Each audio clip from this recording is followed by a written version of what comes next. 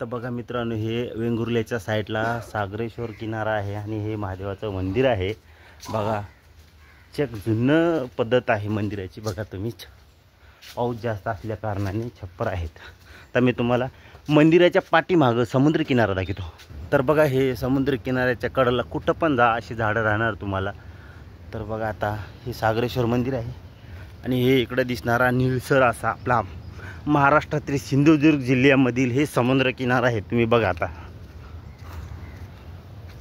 तर बघा हे कोकणामधील पूर्वीपासून चालत आलेली छोटी टोकरी आहे आणि माशी मारणारे कोळी बांधव आहेत।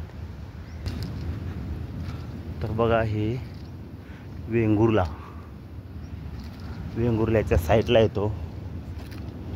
बघा किती मोठा असा समुद्र किनारा आहे आणि इथं खूप अशा लाट आलेल्या आहेत। बघा तुम्ही, आता मे महिना आहे, आता पाऊस काही दिवसाला केरळमध्ये मान्सून सुरू होईल आणि नंतर पाऊस चालू होईल। त्याच्यामुळे आता समुद्राची जी भरती असते काय नोव्हेंबर डिसेंबर महिन्यात इथवर पाणी येत असते, पण आता उन्हाळ्यात कमी होत असते। तुम्ही बघा, जिकडं बघाल तिकडं समुद्र पहा।